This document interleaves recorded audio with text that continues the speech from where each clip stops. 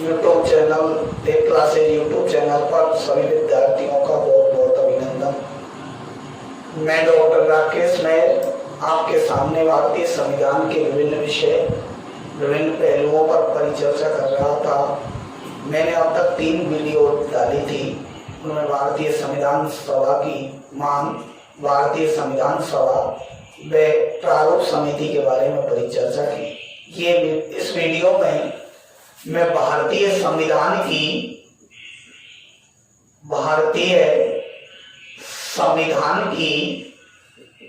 प्रस्तावना के बारे में बात करेंगे। प्रस्तावना या उद्देशिका, प्रस्तावना या उद्देशिका क्या है? भारतीय संविधान के संदर्भ में प्रतियोगी परीक्षाओं में जितने भी प्रश्न आते हैं उनमें सर्वाधिक प्रश्न प्रस्तावना से लिए जाते हैं। प्रस्तावना क्या है? प्रस्तावना भारतीय संविधान का उद्देश्य, भारतीय संविधान का उद्देश्य, भारतीय संविधान का उद्देश्य निर्धारित करने वाला एक दस्तावेज है। भारतीय संविधान का उद्देश्य निर्धारित करने वाला एक दस्तावेज है जिसका नाम है प्रस्तावना। प्रस्तावना भारत में प्रस्तावना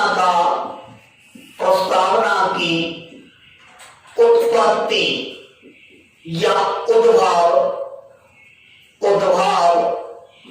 पहली बार 1919 के अंग्रेजी अधिनियम से उद्भव माना जाता है। प्रस्तावना की शुरुआत भारत में पहली बार अंग्रेजी सरकार द्वारा 1919 का जो अंग्रेजी अधिनियम लागू किया था, उस अधिनियम से प्रस्तावना का उद्भव माना जाता है। भारत में प्रस्तावना की उत्पत्ति नेहरू जी के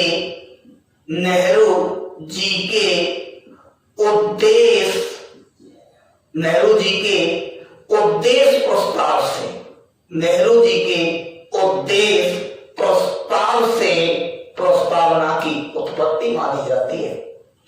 नेहरू जी ने ये उद्देश्य प्रस्ताव तृतीय बैठक में 13 दिसंबर 1946 में रखा था। इस नेहरू जी के उद्देश्य प्रस्ताव से ही जो 13 दिसंबर 1946 को तृतीय संविधान सभा की तृतीय बैठक में रखा था, इस तृतीय बैठक में रखे गए उद्देश्य प्रस्ताव से ही प्रस्तावना या भारतीय संविधान की उद्देशिका की उत्पत्ति मानी जाती है। प्रस्तावना की भाषा, प्रस्तावना की भाषा और वाक्य रचना, प्रस्तावना की भाषा और वाक्य रचना का सिद्धांत ऑस्ट्रेलिया से, प्रस्तावना की भाषा और वाक्य रचना का सिद्धांत भारतीय संविधान में ऑस्ट्रेलिया से लिया गया है। कहां से लिया गया है? ऑस्ट्रेलिया से। प्रस्तावना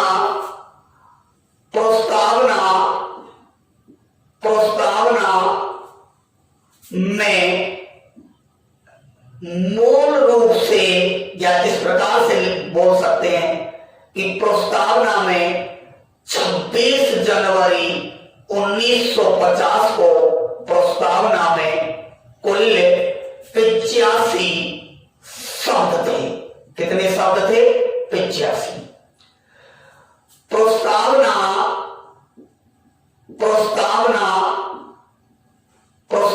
में वर्तमान में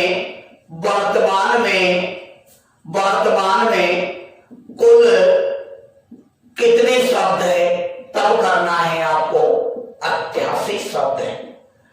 वर्तमान में प्रस्तावना में कितने शब्द है तब आपको 88 करने हैं। 26 जनवरी 1950 को लागू संविधान या 26 नवंबर 1949 को अंगीकृत संविधान में संविधान सभा की द्वारा जो प्रस्तावना तैयार की गई उस प्रस्तावना में 85 शब्द थे। अर्थात 26 नवंबर 1949 या 26 जनवरी 1950 को लागू संविधान में कितने प्रस्तावना में कितने शब्द थे 85। वर्तमान संविधान की प्रस्तावना में कितने शब्द है 88।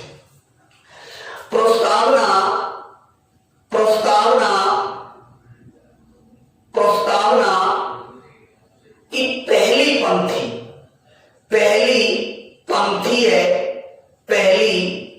है हम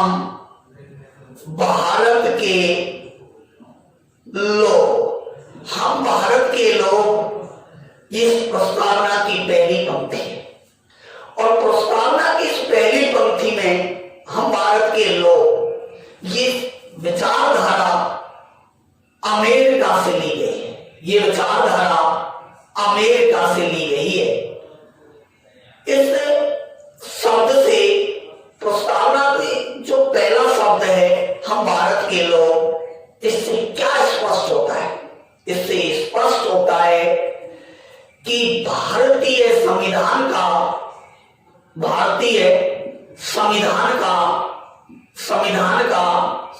स्रोत है।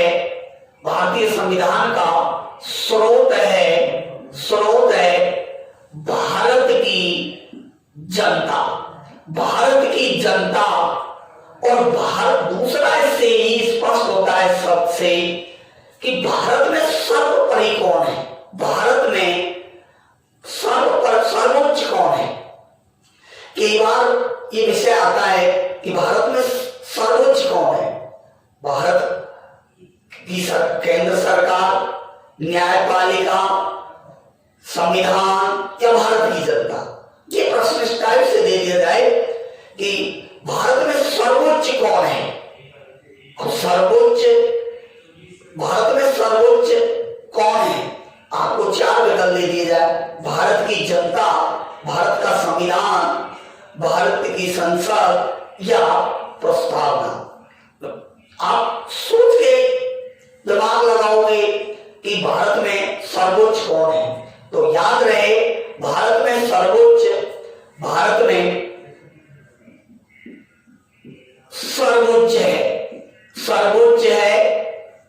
तो आप करेंगे भारत की जनता।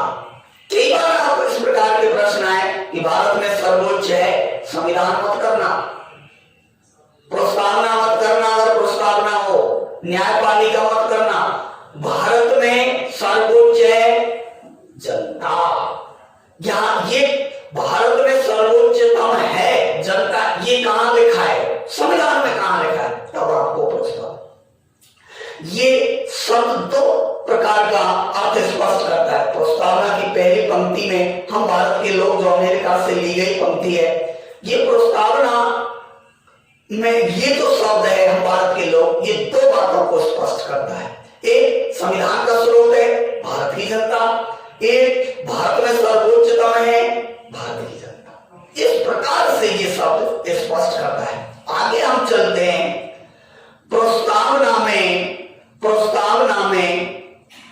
5 प्रकार की स्वतंत्रता है। कितने प्रकार की स्वतंत्रता है?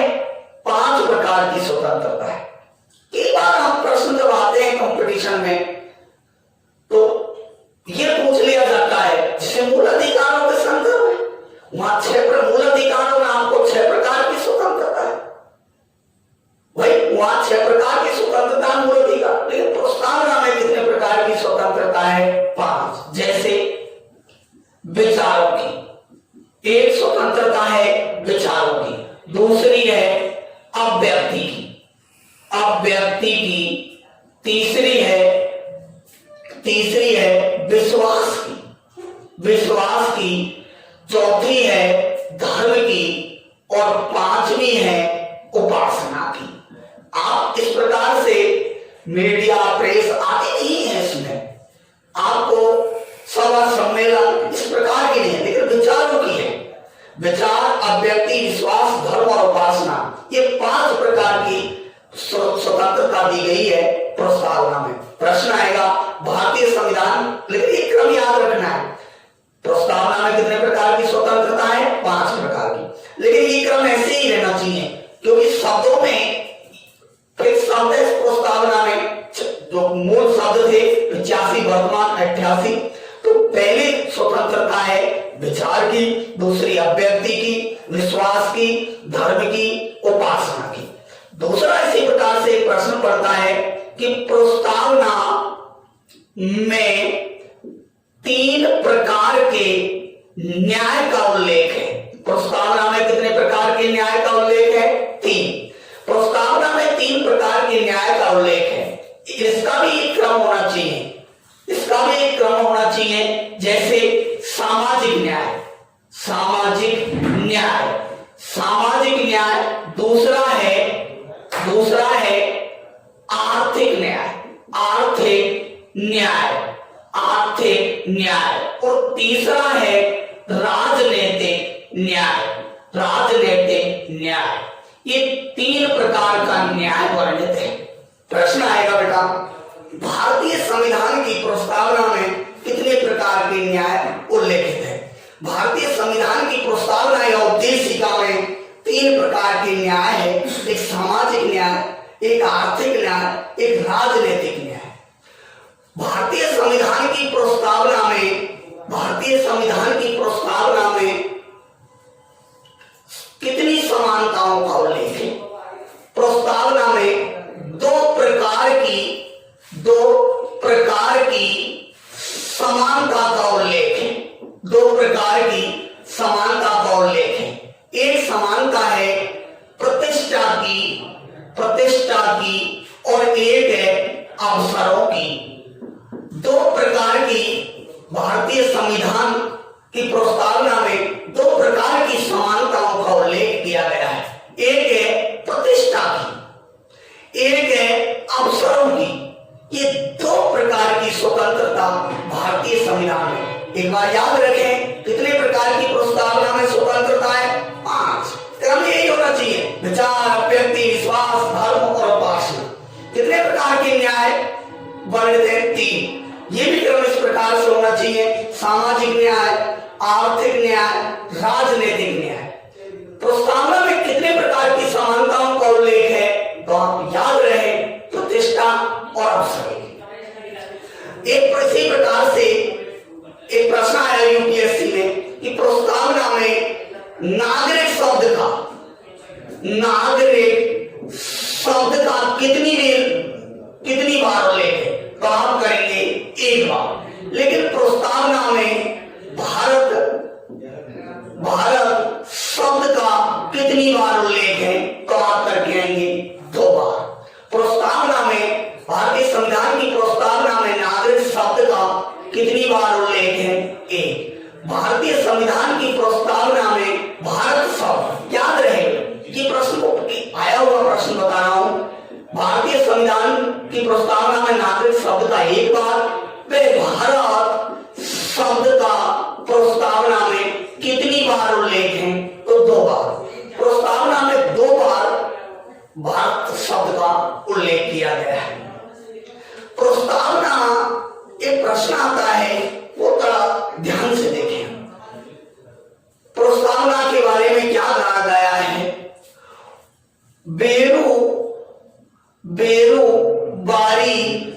बेरुबारी बनाम 1960 बनाम उच्चतम न्यायालय 1960। बेरोबारी विवाद पर 1960 में यह मान लिया गया कि प्रस्तावना भारतीय संविधान का भाग नहीं है, भारतीय संविधान का भाग नहीं है।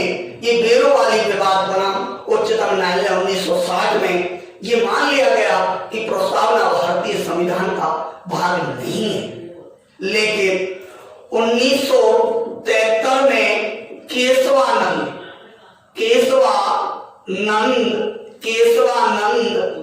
बनाम केरल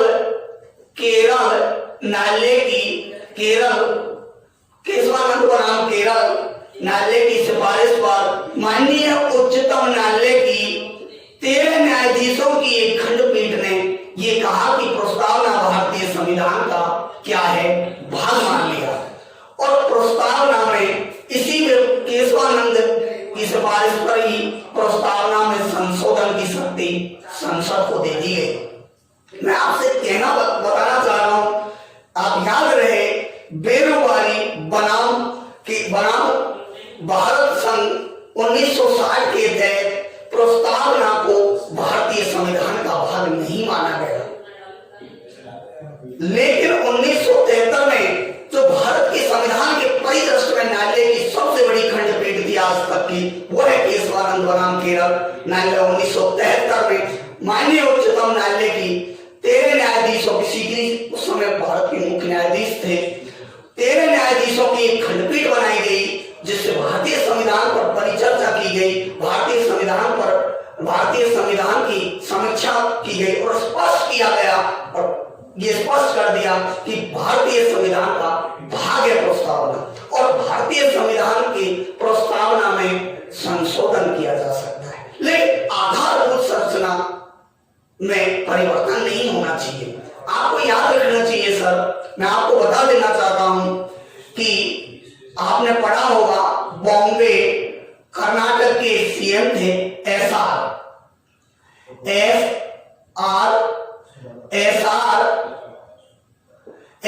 बॉम्बे, ये कर्नाटक के मुख्यमंत्री थे। इनके समय 356 राज्य आपात लागू किया गया और इन्होंने माननीय उच्चतम न्यायालय में याचिका दायर की।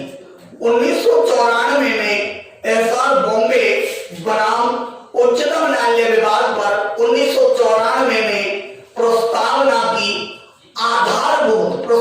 को संविधान का आधारभूत ढांचा मान लिया गया। प्रस्तावना को संविधान का आधारभूत ढांचा या आधारभूत संरचना किस विवाद पर माननीय उच्चतम न्यायालय ने स्वीकार किया। तो याद रहे, 1994 में एसआर बॉम्बे बनाम उच्चतम न्यायालय विवाद पर प्रस्तावना को 1994 में भारतीय संविधान की आधारभूत संरचना घोषित किया गया। याद रहे, 3 विवाद हैं, तीनों को ही याद रखना है। बेरोबारी बनाम भारत संघ विवाद पर 1960 में प्रस्तावना को भारतीय संविधान का भाग नहीं माना गया। 1973 में केशवानंद बनाम केरल न्यायालय की सिफारिश पर माननीय उच्चतम न्यायालय की 13 न्यायाधीशों की एक खंडपीठ बनाई गई। मैं आज आपको कहना चाह रहा हूं, भारतीय संविधान के जितने भी तथ्यों पर विवाद की स्थिति में माननीय उच्चतम न्यायालय में बनाई गई समितियों में सबसे बड़ी खंडपीठ थी। इस खंडपीठ में 13 न्यायाधीश थे। इस खंडपीठ ने प्रस्तावना को भारतीय संविधान का भाग माना और प्रस्तावना में संशोधन की शक्ति संसद को दे दी गई। इस प्रस्तावना से बहुत सी बातें स्पष्ट होती हैं, वो भी मैं आपको बताना चाह रहा हूं।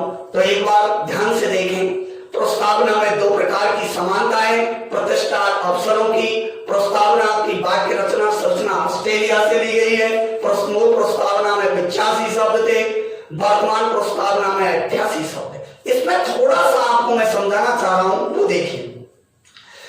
माननीय उच्चतम न्यायालय ने केशवानंद विवाद पर ये शक्ति, इसमें प्रस्तावना में संशोधन की शक्ति संसद को दे दी गई और एक ही संविधान में प्रस्तावना में एक ही संशोधन हुआ है, 42वां संविधान संशोधन 1976, और उसमें 3 शब्द जोड़े गए और वो 3 शब्द है समाजवाद, एक है पंथ या धर्म निरपेक्षता और तीसरा शब्द है अखंडता। ये 3 शब्द जोड़े गए प्रस्तावना में। ये 3 शब्द कब जोड़े गए? 1976 में 42वां संविधान। अब प्रस्तावना में मैंने कहा कि मूल प्रस्तावना में 26 नवंबर 1949 को अंगीकृत प्रस्तावना में 85 शब्द थे, 86वां शब्द हो गया। इसके बाद वर्तमान में 88 है, 88 कैसे हुए? 85 के बाद 86, 87, 88। इस प्रकार प्रस्तावना में एक ही मात्र संविधान संशोधन हुआ है। नागरिक शब्द का प्रस्तावना में 1 बार, भारत शब्द का प्रस्तावना में 2 बार। प्रस्तावना की उद्भव 1919 का अधिनियम से है। प्रस्तावना की उत्पत्ति नेहरू जी के उद्देश्य प्रस्ताव से है, जो तृतीय बैठक में रखा। मैं आपको ये इसको ध्यान रखें, हम भारत के लोग प्रस्तावना की पहली पंक्ति है जिसकी विचारधारा अमेरिका से प्रस्ताव, हम भारत के लोग 2 बातों को स्पष्ट करता है। एक है भारत में भारतीय संविधान का स्रोत क्या है? जनता करें। भारत में सर्वोच्च कौन है? जनता। ये हम भारत के लोग से स्पष्ट होता है। आप देखिए सर, मैं आगे इसमें इसी पॉइंट को आगे लेता हूं। प्रस्तावना की कुछ महत्वपूर्ण बातें और आती है, वो इस प्रकार से है। भारत, कई बार इस प्रकार के प्रश्न आते हैं कि भारत एक गणतंत्र है। गणतंत्र क्यों है? ये तो आप सब जानते हो कि गणतंत्र इसलिए है क्योंकि यहां राष्ट्र अध्यक्ष राष्ट्रपति का वंशवाद के अनुसार चयन नहीं होता। प्रस्तावना से स्पष्ट होता है कि भारत गणतंत्र राष्ट्र है। प्रश्न अगर इस प्रकार से आता है कि भारत गणतंत्र राष्ट्र है, ये भारतीय संविधान में कहां स्पष्ट होता है? तो प्रस्तावना। भारत गणतंत्र है, इसका प्रमाण आपसे पूछा जाए तो आप स्पष्ट कर देंगे कि भारत इसलिए गणतंत्र राष्ट्र है क्योंकि यहां राष्ट्रपति का चुनाव जनता के प्रतिनिधियों द्वारा। गणतंत्र राष्ट्र वही है जहां की राष्ट्र अध्यक्ष यानी राष्ट्रपति, हमारे यहाँ राष्ट्रपति राष्ट्राध्यक्ष का वंशवाद के अनुसार ना, जनता या जनता के प्रतिनिधित्व द्वारा हो, वही गणतंत्र राष्ट्र है। भारत गणतंत्र राष्ट्र है, ये स्पष्ट होता है प्रस्तावना। प्रस्तावना को कई विचार लोगों ने इसके बारे में दिए हैं और मैंने आपसे सबसे महत्वपूर्ण है, जैसे एक प्रश्न है केशवानंद और उच्चतम न्यायालय ने प्रस्तावना को भारतीय संविधान की क्या कहा था? आंक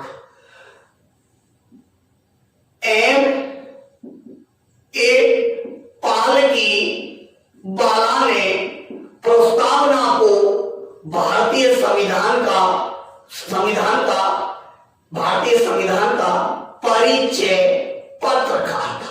परिचय पत्र, प्रस्तावना को परिचय पत्र पालकी वाला ने, प्रस्तावना को भारतीय संविधान की केशवानंद और उच्चतम न्यायालय ने। प्रस्तावना को एक और इसी प्रकार से प्रश्न आता है आत्मा, जैसे अनुच्छेद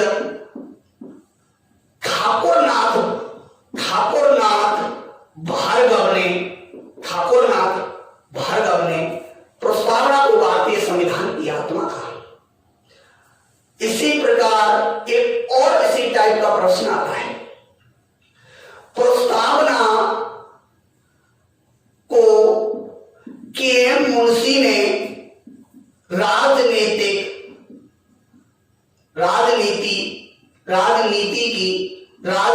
की जन्म कुंडली कहा था। ठाकुरनाथ भार्गव ने इसे आत्मा कहा, पालकी वाला ने परिचय पत्र कहा, केशवानंद और उच्चतम न्यायालय ने भारतीय संविधान की आंख कहा। प्रस्तावना से स्पष्ट होता है। एक बहुत अच्छा प्रश्न मैं आपके सामने बताना चाह रहा हूं, वो ध्यान से सुनिए। प्रस्तावना में ये लिखा गया है कि 16 अनुच्छेद लागू करके और 26 नवंबर 1949 को भारतीय संविधान अंगीकृत या अधिनियमित किया था, या फिर आत्मा पर किया गया। ये 3 प्रकार के किया गया। ये 3 शब्द अब आप देंगे साहब फिर ये कब लिखा है कि और अनुच्छेद 16 अनुच्छेदों के बारे में लिखा है और शेष अनुच्छेद 394 के तहत शेष 16 अनुच्छेदों के अलावा शेष अनुच्छेद 26 जनवरी 1950 को लागू किए गए। ये तो लिखा है अनुच्छेद 394 में, ये तो लिखा है अनुच्छेद 394 में कि 26 जनवरी 1950 को शेष अनुच्छेद लागू किए गए, 16 को छोड़कर शेष। और ये 16 अनुच्छेद लागू कब किए गए? ये 26 नवंबर 1949 को ये लिखा गया है प्रस्तावना में। ध्यान से सुने, 26 नवंबर 1900 भारत के संविधान के 395 अनुच्छेदों में से 16 अनुच्छेद कब लागू किए गए? 26 नवंबर 1950 को। ये कहां लिखा है? प्रस्तावना में। ये कहां लिखा है? प्रस्तावना में लिखा गया है। भारतीय संविधान इस तारीख को अंगीकृत किया गया, ये कहां लिखा है? प्रस्तावना में। भारतीय संविधान 26 नवंबर 1949 को अधिनियत किया गया, ये कहां लिखा हुआ है? प्रस्तावना में। आत्मा प्रकट किया गया, ये कहां लिखा है? प्रस्तावना। लेकिन इनको छोड़कर शेष अनुच्छेद 394 अनुच्छेद के तहत 26 जनवरी 1950 को लागू की गई। प्रस्तावना में कुछ शब्द हैं जैसे समता, स्वतंत्रता और बंधुत्वता, ये 3 शब्द भारतीय संविधान की प्रस्तावना में कहां से लिए गए? ये शब्द तीनों ही शब्द फ्रांस की क्रांति से प्रेरित होकर लिए। जैसे इसी प्रकार 3 आदर्श जैसे सामाजिक, आर्थिक और राजनीतिक, ये 3 प्रकार के आदर्श भारतीय संविधान की प्रस्तावना में रूस की क्रांति से प्रेरित होकर लिए गए। भारतीय संविधान की प्रस्तावना भारतीय संविधान का भारतीय संविधान का सारयुक्त महत्व को बताने वाली है। प्रस्तावना से ही ये स्पष्ट होता है कि भारतीय संविधान बनाने वाली सभा के लोगों की विचारधारा क्या थी, कैसा संविधान है भारत का, भारत के संविधान की क्या महत्वता है, क्योंकि यही स्पष्ट करता है भारत एक समाजवाद, लोकतांत्रिक गणराज्य है। ये स्पष्ट करती है भारत की संविधान की प्रस्तावना। भारतीय संविधान के विषय पर कई बार इस प्रकार के विवाद आते हैं कि क्या आधारभूत संरचना है, भारत के संविधान की आधारभूत संरचना क्या है? ये प्रस्तावना से ही स्पष्ट होता है। प्रस्तावना से ही भारतीय संविधान की तिथि, लागू करने की तिथि की उल्लेख होता है। भारतीय संविधान को महत्व को बताने वाली जो दस्तावेज है, डॉक्यूमेंट्स है, वही है प्रस्तावना। प्रस्तावना भारतीय संविधान में क्या निहित है, ये सारयुक्त व्याख्या करती है प्रस्तावना भारतीय संविधान की प्रस्तावना के बारे में सुब्बाराव माननीय उच्चतम न्यायालय के न्यायाधीश ने कहा है कि प्रस्तावना एक ऐसा दर्पण है जिससे संविधान रूपी इमारत की स्पष्टता को देखा जा सकता है। ऐसा है प्रस्तावना। भारतीय संविधान की प्रस्तावना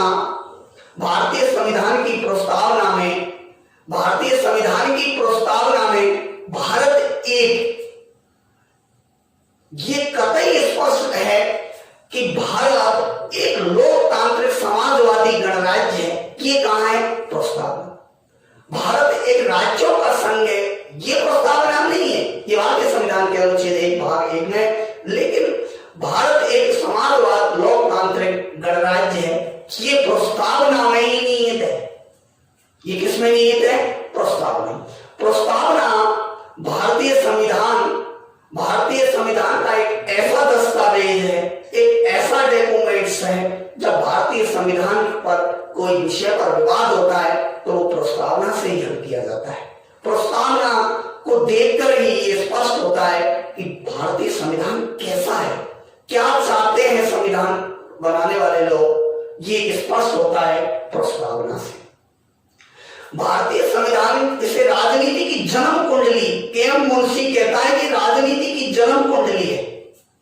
ये प्रस्तावना भारतीय राजनीति की जन्म कुंडली कहा गया है। एक आपने कई बार इस प्रकार प्रश्न आते हैं, वो इस प्रकार से प्रस्तावना से ही हल होते हैं, विवाद होते हैं वो प्रस्तावना से हल होते हैं।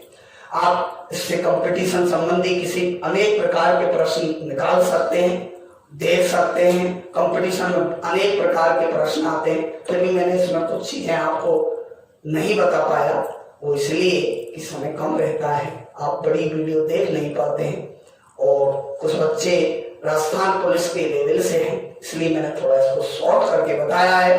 बहुत बहुत धन्यवाद।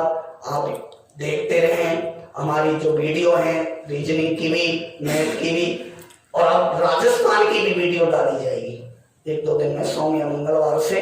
राजस्थान के भी मैं विभिन्न टॉपिकों पर आपसे परिचर्चा करूंगा, जैसे राजस्थान पुलिस पटवार की लॉकडाउन हटते ही तुरंत अगर एग्जाम होती है तो मैं आपके लिए महत्वपूर्ण राजस्थान के संदर्भ में भी बात करूंगा। आप वीडियो देखें, लाइक करें।